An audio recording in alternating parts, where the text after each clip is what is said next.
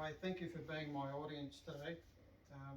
I'll be reading from my notes that I generated from an investigation report combined with slides to show and tell.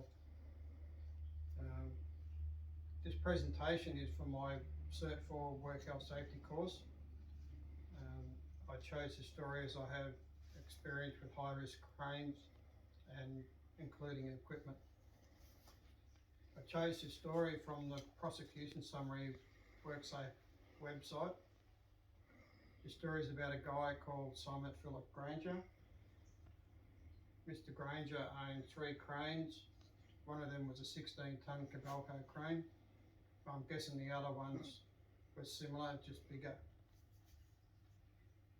He had his own employees, not sure how many, it doesn't document that. He had a small job to do is to lift a spar over the top of the house and place it in the backyard. Unfortunately, he had an incident. Mr. Granger was guilty of a few things that I'll explain later. Plus, I conducted my own analysis on my thoughts on what happened. Mr. Granger owned his own company with employees, and he had a successful company for over 30 years. He was a family man, a friendly person, and would assist out in the community. These are some of the types of cranes that he had. I think he would have had a Cabalco 20-ton crane and a 25-ton crane, but I'm not sure.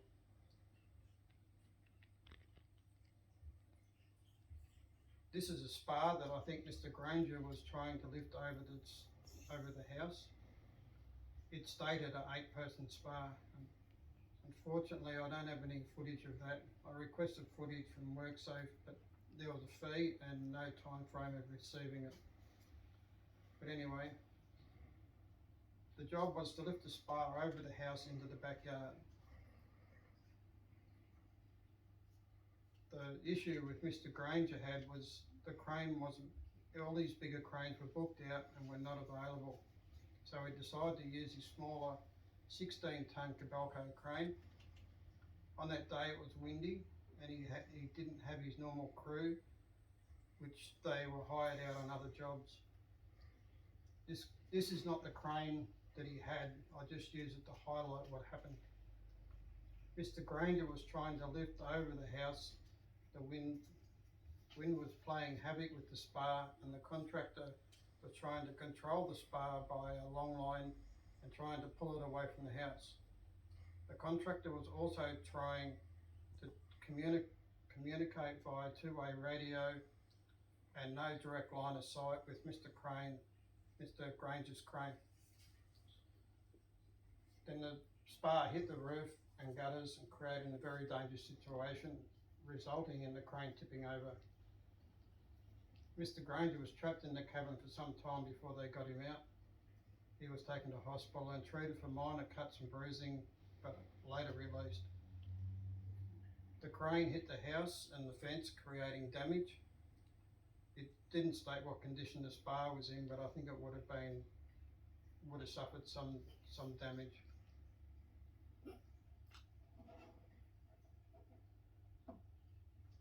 To upright the crane,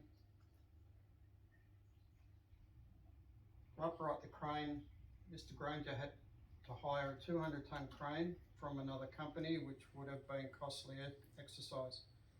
WorkSafe investigated proved that the crane was not adequate for the job and was working outside its safe work limits. Although also the crane was in perfect working order, maintenance records proved that deemed the crane inadequate. But my findings and analysis I felt led to the accident was Mr. Granger was probably being charged a daily rate for having the crane sitting waiting, which can be costly. So he went ahead without his team and just himself and a contractor. If Mr. Granger had his normal crew that was busy on other jobs, could have made all the difference. Having an experienced team could have provided better evidence, better advice and lifting techniques in rigging and controlling the lift. and Mr. Granger hired a contractor as a dogman to give instructions during the lift. How much experience did the contractor have? Was he a dogman or just a contractor? Did he give a wrong instruction? It was windy and he was trying to control the spar with a rope while communicating with a two-way radio with no direct line of sight between the crane and the contractor. Did the contractor panic and say the wrong thing, give an incorrect instruction? And Mr. Granger in the crane had to try and work the crane more than he wanted to, overextend the crane in an effort to clear the roof and gutters, but hit the gutters and tipped over in the process. Mr. Granger's fails. Mr. Granger didn't put any barriers to isolate to create a safe work area. There were people still in the house that he was lifting over, which was a breach of the Safety Act 2004, Section 23 and 144, failure to provide a safe work system, failure to provide a safe work environment, and failure to provide a safe workplace.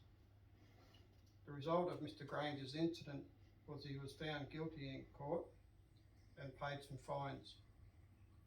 He couldn't get liability assurance again and his business failed. He had to let his workers go. He had to sell 2 of his cranes to keep his family. He had to do 6 months counselling. He apologised to the people who owned the spar at the house, apologised to his workers he had to let go. He now works for a company as an employee. If Mr. Granger just had waited, he could have done the lift safely. Thanks for your time, and I'll send you a questionnaire to fill out.